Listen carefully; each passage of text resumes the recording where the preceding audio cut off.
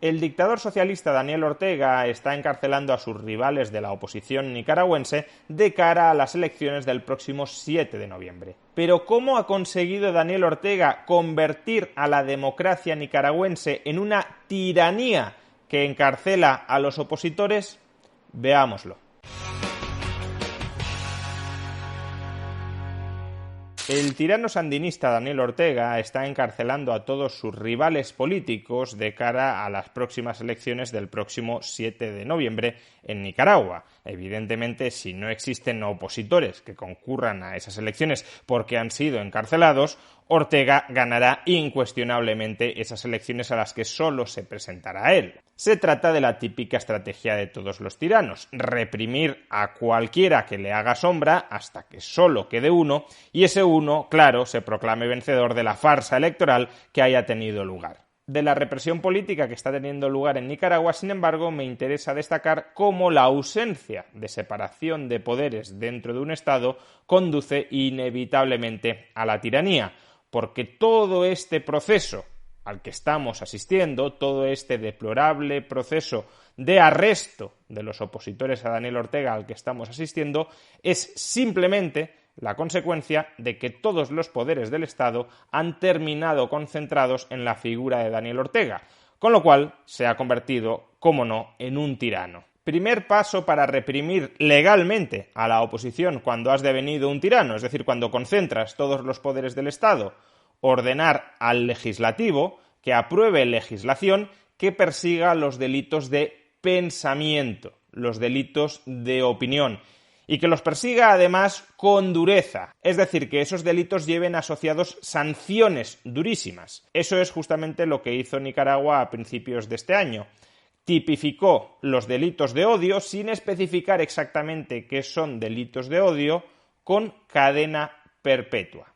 Segundo paso: ordenar a los cuerpos y fuerzas de seguridad del Estado que detengan a la oposición por estar cometiendo esos crímenes de odio, esos delitos de opinión, y a su vez ordenarle a la Fiscalía General del Estado que les impute ese delito de odio o de opinión para iniciar un procedimiento judicial en contra de ellos. Eso es justamente lo que ha estado haciendo Nicaragua con los opositores a los que ha detenido. El último, el escritor Sergio Ramírez, que fue vicepresidente del gobierno del propio Daniel Ortega durante los años 90, durante el primer gobierno sandinista. ¿Qué delitos le imputa la Fiscalía de Daniel Ortega a Sergio Ramírez? Pues varios, pero entre ellos violar el artículo 410 y 412 del Código Penal nicaragüense. ¿Qué dice el artículo 410? Menoscabo a la integridad nacional. El que realice actos que tiendan a menoscabar o fraccionar la integridad territorial de Nicaragua, a someterla en todo o en parte al dominio extranjero, al dominio de Estados Unidos, a afectar su naturaleza de Estado soberano e independiente, será sancionado con pena de 10 a 15 años de prisión e inhabilitación absoluta por el mismo periodo para el desempeño de función, empleo o cargo público, salvo lo dispuesto en la Constitución Política de la República de Nicaragua. Claro, Sergio Ramírez no ha realizado ningún acto que conduzca a ello. Por eso hay que imputarle no solo el 410, sino el 412. ¿Y qué dice el 412? Provocación, proposición y conspiración. La provocación, proposición y conspiración para cometer cualquiera de los actos previstos en este capítulo será sancionada con una pena cuyo límite máximo será el extremo inferior de la pena respectiva y cuyo límite mínimo será la mitad de esta. Como vemos, en estas penas todavía no está contemplada la cadena perpetua porque el Código Penal todavía no ha sido reformado. Ahora, la Constitución nicaragüense sí ha sido reformada y en su artículo 37 ya podemos leer: excepcionalmente se impondrá la pena de prisión perpetua para la persona condenada por delitos graves, cuando concurran circunstancias de odio crueles, degradantes, humillantes e inhumanas que por su impacto causen conmoción, rechazo, indignación, repugnancia en la comunidad nacional. Y este tipo de delitos encajan en esta reforma de la Constitución. Es decir, que como Sergio Ramírez supuestamente está conspirando para que otros realicen actos que atenten contra la soberanía de Nicaragua, es decir, Como Sergio Ramírez está criticando al gobierno de Daniel Ortega, la Fiscalía de Daniel Ortega le acusa de estar conspirando para derrocar el Estado nicaragüense y ponerlo al servicio de los Estados Unidos. Evidentemente, si el Poder Judicial fuera independiente de Daniel Ortega, es decir, del Poder Ejecutivo, cuando viera que no hay ningún tipo de sustancia en estas acusaciones, declararía inocente a Sergio Ramírez. ¿Qué sucede? Que cuando el Poder Judicial es un títere en manos de Daniel Ortega, ese Poder Judicial condenará a aquellos a los que Daniel Ortega quiera ver condenados. El propio Ramírez tiene muy claro que todo esto es una farsa precisamente por la inexistencia de separación de poderes. Fijaos cómo recalca su fiscalía, la de Daniel Ortega, sus jueces, los de Daniel Ortega. Daniel Ortega me ha acusado a través de su propia fiscalía y ante sus propios jueces de los mismos delitos de incitación al odio y la violencia, menoscabo de la integridad nacional y otros que no he tenido tiempo de leer, acusaciones por las que se encuentran presos en las mazmorras de la misma familia muchos nicaragüenses dignos y valientes. Las únicas armas que poseo son las palabras y nunca me impondrán el silencio. Y por supuesto el propio Daniel Ortega también tiene muy claro que todo esto es una farsa para perseguir a los opositores a los que él mismo califica y condena como delincuentes, como criminales.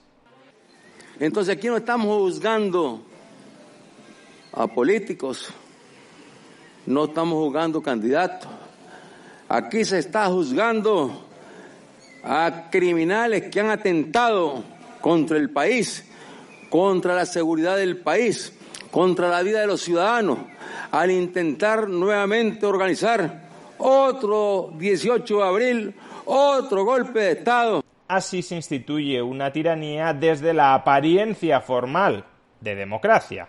Aprobamos delitos de pensamiento, delitos de odio, delitos ideológicos, enviamos a los cuerpos y fuerzas de seguridad del Estado a detener a aquellos a los que acusamos de haber cometido esos delitos y finalmente ratificamos judicialmente que han incumplido las leyes que nosotros mismos hemos aprobado para condenarlos, por ejemplo, a cadena perpetua.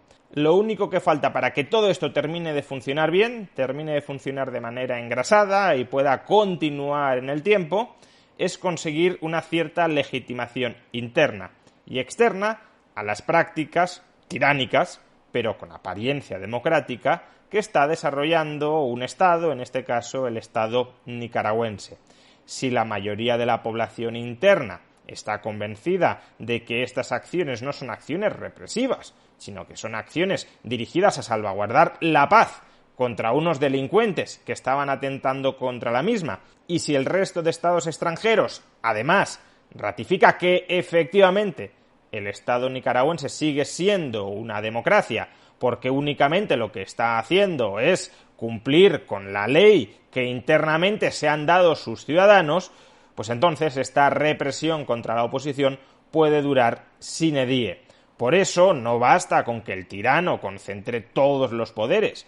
Por eso el tirano tiene que explicarse y tiene que vender su propia versión ante su propia población y ante la comunidad internacional. Y eso es lo que estaba haciendo Daniel Ortega, diciendo, no, es que estos no son políticos, estos son delincuentes, son criminales, que están intentando dar un golpe de Estado y por eso los detengo. Por eso los poderes del Estado nicaragüense, que son poderes independientes, que casualmente reman todos en la misma dirección, los detienen y los condenan antes de las elecciones del próximo 7 de noviembre. La lección a extraer, más allá de que Nicaragua es una tiranía, más allá de que el sandinismo comunista ha convertido a Nicaragua en una tiranía, la lección a extraer es que debemos ser muy cuidadosos, primero, con la legislación que sancione delitos de pensamiento, porque esa legislación es la puerta abierta a perseguir a cualquiera que tenga unas ideas que incomoden al poder político. Y segundo, que hay que ser muy cuidadoso también con la separación de poderes, porque sin separación de poderes, cuando legislativo, ejecutivo y judicial coinciden en la misma persona, esa persona es capaz de aprobar las leyes que ella quiere, es capaz de ejecutar esas leyes como a ella le viene en gana y es capaz de interpretar que se han ejecutado las leyes correctamente a través de ese sistema judicial que monopoliza. Legislación de odio con concentración de poderes es la vía abierta a la tiranía. Y creo que no es necesario trazar paralelismos demasiado complejos para darnos cuenta de que muchos estados occidentales están transitando por la vía de la legislación de odio, de la legislación contra el pensamiento, y también por la vía de la concentración de poderes. Nicaragua podrá parecernos hoy una república bananera, pero en el futuro la república bananera podemos serlo nosotros.